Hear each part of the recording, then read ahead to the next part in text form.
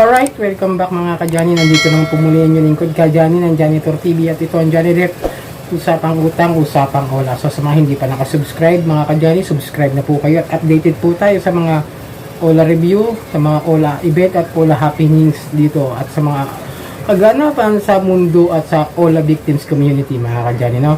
Like and share nyo na rin para aware yung mga ka-ola victims natin dyan na supportahan sana itong ating channel para matulungan kayo na magbigyan ko kayo ng advice, ng counseling. Libre po yun mga ka-Johnny, yung mga pinapayo ko sa inyo. At lahat nga po ng mga pinapayo ko sa inyo, igaling din po sa mga abogado at sa mga ahensya na nilalapitan natin para mabigyan kayo ng ng karunungan at kaalaman about sa mga online lending apps na gumagawa ng mga pangabuso o mga unfair debt collection practices mga ka-Johnny. Medyo makati na naman ilong ko yan naman siya pag ano. Kaya excite pati ilong ko pag naggaganito ako. No? Pero mga ka-Johnny, no, hihingi lang sana ako ng kaunting suporta, tulong sa mga ola victim, lalong-lalo na dito sa part natin dito sa main National Capital Region mga ka-Johnny, no? Yung mga nasa loob ng Metro Manila o kalapit na lugar like yung Rizal or Bulacan mga ka-Johnny, no? Hingi lang ako ng konting tulong sa inyo. Hindi sa lapi, hindi pera, hindi sa GCash. Kundi konting tulong at suporta kung sakaling gagawa kami ulit ng pangalawang mass filing. Pinag-uusapan namin ito ni Madam Kikay.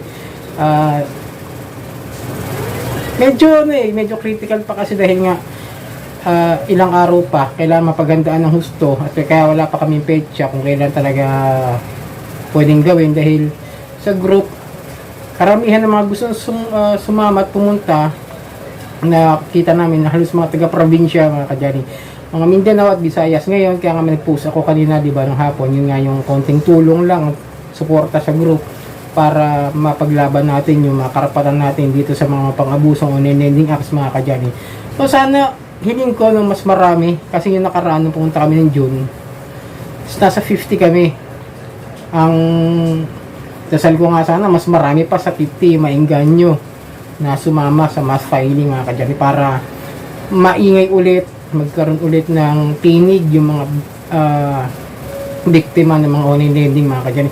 At hindi lang yan mga ka-Johnny, malaking tulong din sa inyo to para may paglaban nyo yung karapatan nyo para kung sakaling harasin ulit kayo ng mga online lending na yan, meron na kayong peace of mind na pwede nyo sabihin na sige mag-usap tayo pag tinatakot na kayo, sabihin po tayo sa barangay, sige at least nakapag-file na kayo ng complaint about sa mga harassment na ginagawa nila, medyo makakampante na kayo, pati yung mga kaibigan ninyo na sinasabing okay na kukontak nila, pwede na rin mag-file ng complaint para kampante na sila na talagang kayo ay nabiktima ng mga online lending kasi mga ka-Johnny, no, mostly pag ganon, anong nangyayari, pati nga mga kaibigan tinatawagan, ginugulo rin nila. Ngayon, syempre, dahil wala tayong masyadong ginagawa about sa pagko-complain dahil nga, hindi natin na, kumbaga parang ganito mga ka-Johnny, nahihiya, yun yung mga ibang dahilan ng mga wala victim, nahihiya, natatakot, maaring nasosobrahan talaga ng depression, stress, minsan yung iba nga nakakausap ko, medyo may, alam niyo na yung mga suicidal thoughts na sobrang gulo ng isip nila. Kaya nga sabi ko sa inyo mga ka-Johnny, mas malaking tulong kung susuporta kayo at makikiisa dito sa gagawin. Pero wala pa kaming exact date dahil nga ngayon pa lang namin na pag-uusapan ni Madam Kikay tsaka sa ibang leader, baka pag-usapan din nila yun, baka may sakaling madagdagan pa. Meron ng mga ilan na gusto sumama, may 5 na yata sa akin na nag-comment na gusto sumama, pero syempre kulang pa rin yung 5 na yan para sa mass filing. Kaya kailangan habulin ko yung dagdagan ko pa para mas magkaroon ng tinig tayo sa loob ng Camp Crame sa anti-cybercrime unit nila mga ka-Johnny. So mas maganda rin to kasi gumagana pa rin, nagtuloy operation pa rin naman kasi yung mga ola na raid like yung Wilon, yung di ba yung nakaraan yung sa Pasig, yung may pangalan nun, yung FESL patuloy pa rin yata sa pag-operate dahil nga hindi naman natuloy yung mga pagsasampan ng kaso ng pagkadating ng preliminary hearing para maimbestigahan yung mga agent doon. Ayun, wala pumunta na kailangan ng mga testigo at mga iba pang ebidensya para masampahan ng kaso yung FESL tsaka yung mga agent doon. Kaya tuloy sila. At tsaka yung mga merong cease and desist order mga ka-Johnny tulad ni Upeso, nila pangalan nun, di ba? Kalimutan ko tuloy bigla. Yung si peso tsaka yung mga nakaraan na sinasabi ko, di ba? Basta yung mga may cease and desist order para magkaroon kayo ng peace of mind na kahit na alam naman natin may cease and desist order, eh masasabi nyo na kahit harasin kayo, at least alam nyo na meron na kayo na file na complaint. Pwede nyo na ulit ipunin ulit mga ebidensya na yan, ipapakita natin sa PNP Anti-Cybercrime mga kadyanin. So yun, di lang yun mga kadyanin, no? Magiging doon, mas mapipilitan sila kung lagi ating gagawin ganito ngayon, yung parang buwan-buwan nagkakaroon ng mass filing dahil nga siyempre mayayanig yung mundo ng mga uwalan na yan dahil makakalampag sila, mag-iingay ulit. Siguro naman sa sobrang dami kung sakasakali magpapail ng complaint sa PNP, kung laging sa loob ng isang buwan may mga mahigit na 100 na file complaint na halos talaga sabay-sabay kung magko-complain niya mga kadyari, mag-mass filing. Pati PNP mapipili na siguro mag-raid buwan-buwan kahit isa man lang sa mga OLA, di ba mga kadyari? At least kahit paano nagkakaroon tayo ng justice doon sa mga ginagawang harassment ng mga OLA, mga kadyari. Sana maintindihan ninyo na hindi naman lang din para sa akin itong ginagawa, kundi sa inyo rin.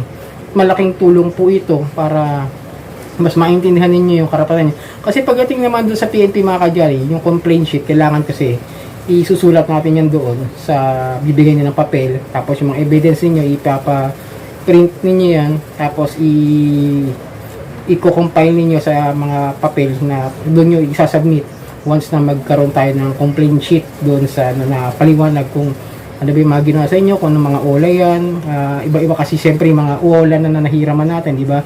Yung nangyayari nga natapal system. So mga kadyani, konting suporta lamang po sana, mostly dito sa NCR, National Capital Region, alam niyo na ibig sabihin, Metro Manila, o karatig na lugar like Rizal, Bulacan, o basta malapit lang na pwedeng pumunta sa Camp Crame kung sakasakaling doon talaga gagawin ulit ang mass filing mga kadyani. Pero yung pecha, wala pa kami pag-uusapan talaga ni Madam Kikay, no?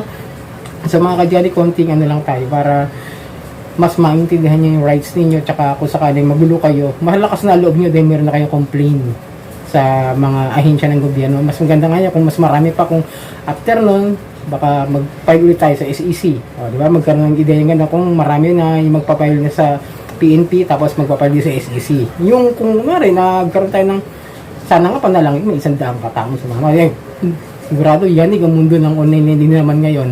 At sigurado pag-uusapan naman tayo ng gobyerno, lalo na ng mga senador na panay na ang cancel dito sa mga Senate hearing at Senate inquiry, di ba mga kadyani? At least naririnig, at least malalaman nila. Ngayon mga kadyani, yun ang hinihiling ko sa inyo. Sana suportahan po na natin yung gagawing mass filing. Pero kung konti na talaga sasama, baka hindi naman matuloy dahil pero yung mga kadyani, no? Alam ko naman na magagawa naman ng para mag-ambag yung iba na alam ko kasi nung una nung pumunta kami ron, binabalik naman yung mga pamasahe basta meron lang mga resibo at mga pakita na magkano talaga yung naging pamasahe mo back and forth, babalik naman yun ang medyo pinag-uusapan namin ni Madam Kikay. Pero sa mga susunod na araw pa to kasi baka by next week tingnan natin, mayroon pa naman matitirang mga ilang araw para mapagplanuhan ito. So yun mga kadyani, itong yung lingkod ka Johnny ng Janitor TV at ito ang Johnny Depp, usapang utang, usapang wala.